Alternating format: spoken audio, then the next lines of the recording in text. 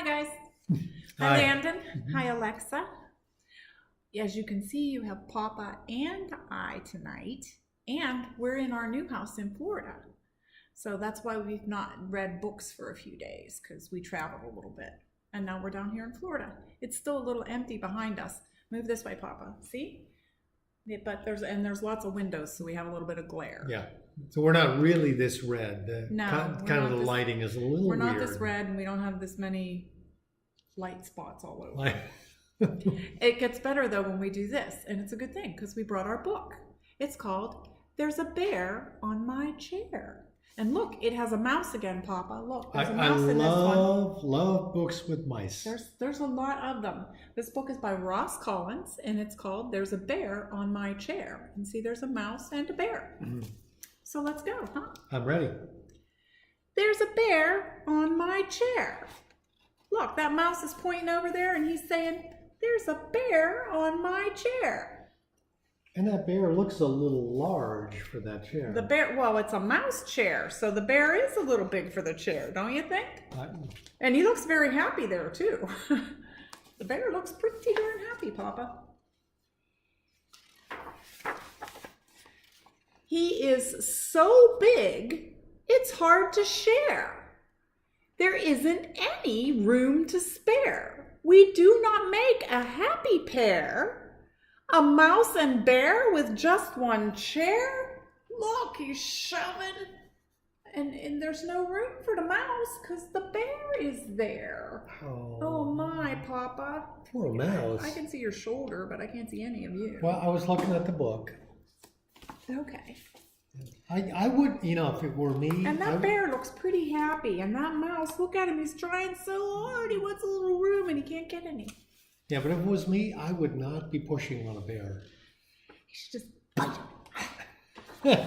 I'd just be going, you have whatever chair you want, Mr. Bear. Well, that's true, especially since a bear could eat a mouse in one bite, pretty much. When I give him a nasty glare, he seems completely unaware.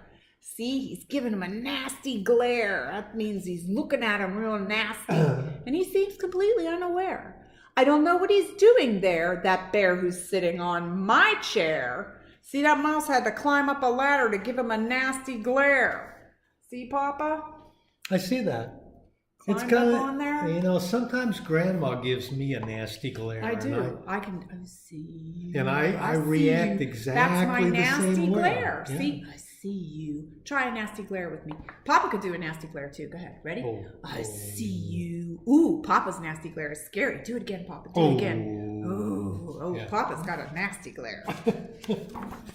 He doesn't do that to me much though, because I'm nice. I must admit, he has some flair. He has fine taste in leisure wear. I'm fond of how he does his hair. But still, I wish he was not there. See? That mouse says he likes how he does his hair and he has some fine taste in leisure wear. That means his shirt. And he's got a little Elvis do going on, Papa. Put the wine down and look at the Elvis do.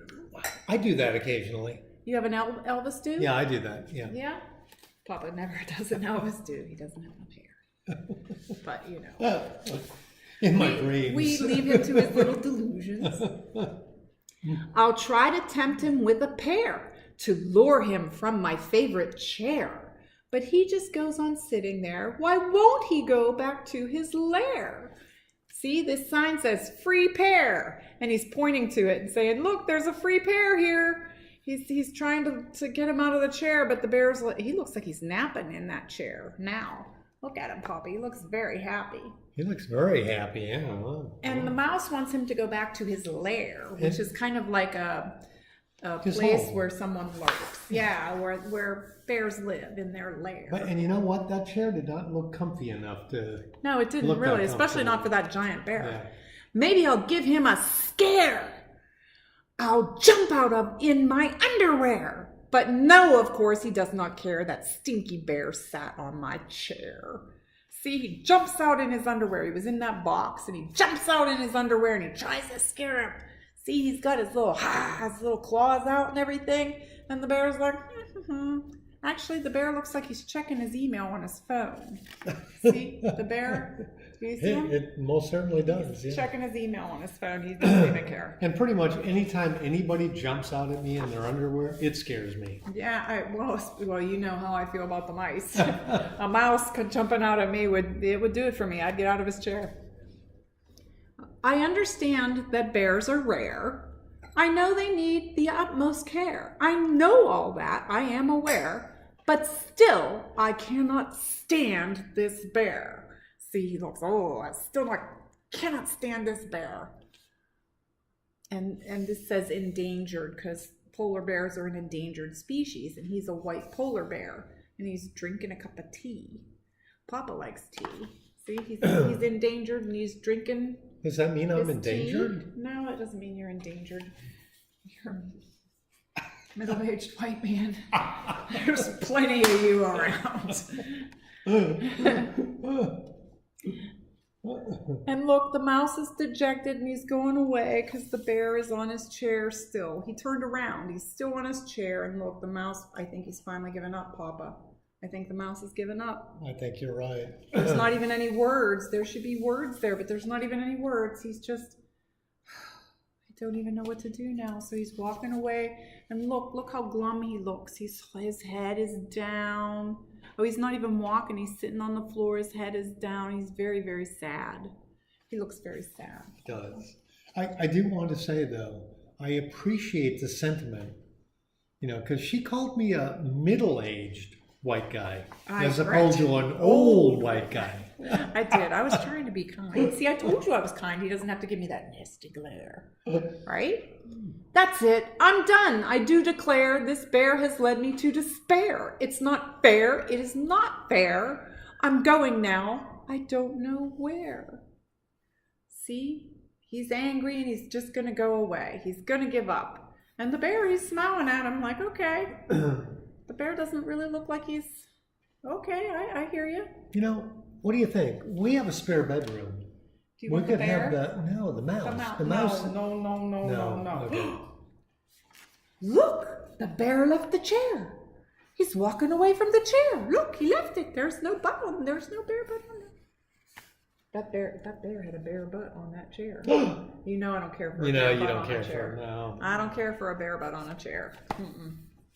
Should wear underpants. Don't put a bear butt on a chair. Oh, he's going to go hibernate for the winter. He's going up to the igloo. He's going to go hibernate for the winter. I see that. Polar bears spend the winter sleeping in a cave. They're showing an igloo here, but they go into a cave and they sleep all winter long. Where it's nice and cold. They hide away all winter long and they sleep.